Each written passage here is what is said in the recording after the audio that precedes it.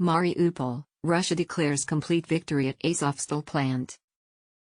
Russia has declared victory in its months-long battle to conquer the Ukrainian port city of Mariupol. The last fighters defending the city's Azovstal steel plant have now surrendered, Moscow officials said.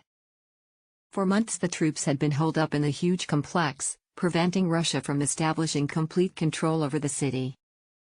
Friday's evacuation marks the end of the most destructive siege of the war, with Mariupol now in complete ruins.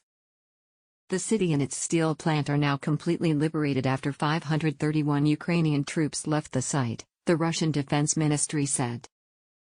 The underground facilities of the enterprise, where the militants were hiding, came under the full control of the Russian armed forces, it added in a statement. Ukrainian President Volodymyr Zelensky said the site's last remaining defenders had been given permission to leave. Today the boys received a clear signal from the military command that they can get out and save their lives, he told the Ukrainian television channel earlier on Friday. For weeks the Azovstal site had been completely encircled. Russian forces blocked all humanitarian aid from entering, bombarded the site from the air and demanded its remaining defenders put down their weapons. Many of those trapped inside were civilians, including women, children and elderly people. Earlier this month they were completely evacuated following painstaking negotiations coordinated by the UN and Red Cross that lasted for weeks. But the continued refusal of the site's Ukrainian defenders to surrender meant Russia was unable to command complete control over the strategic port city. For many Ukrainians, it also turned the Azovstal defenders into national heroes who symbolized the country's stubborn resistance.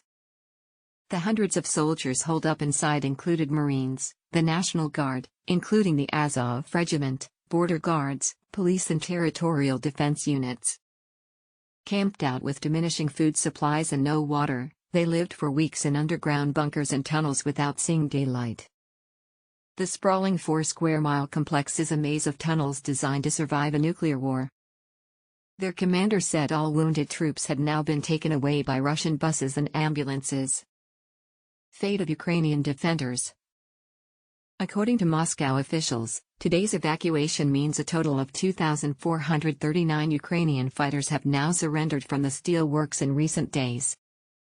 Moscow has released no information about where the soldiers who left today are being evacuated to, but previous buses have been sent to Russian-controlled territories. A video released by the Russian Defense Ministry, which the BBC has been unable to verify, appears to show a line of unarmed men approaching Russian soldiers outside the plant and giving their names. The Russians then carefully search each man and their possessions. Ukrainian officials hope they can be released as part of a prisoner exchange, but that has not been confirmed by Moscow.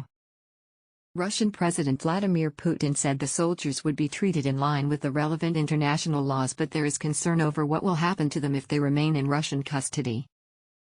However, on Tuesday Russian lawmakers put forward plans to declare Azov Regiment fighters Nazi criminals who must not be part of any prisoner swap with Ukraine.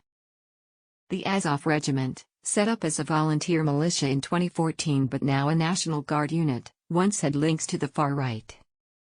Meanwhile, the Office of Russia's Prosecutor General has asked the country's Supreme Court to declare the unit a terrorist organization in an apparent attempt to prevent its fighters being treated as conventional prisoners of war.